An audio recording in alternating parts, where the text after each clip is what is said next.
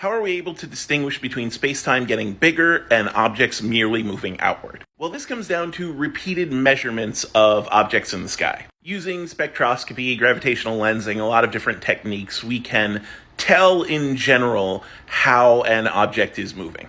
And this is translated to us via stuff like changes in wavelengths of light. Now, using repeated measurements, we can tell something's velocity. And in space, measuring velocity is super easy, because events that accelerate things in space are very rare, so things that move with a velocity should just always move with that velocity. So given a measured velocity of objects in space, we should be able to predict where they will be after a certain amount of time passes. The thing is, when we do that prediction, we're off. And when we do that prediction for almost every object, we are off by a predictable amount. And that amount is small when it's closer to us and much bigger the further away we get from us. And when you factor out this component, which is consistent with a medium expanding, then you get what our prediction should be for whatever velocity we measured originally.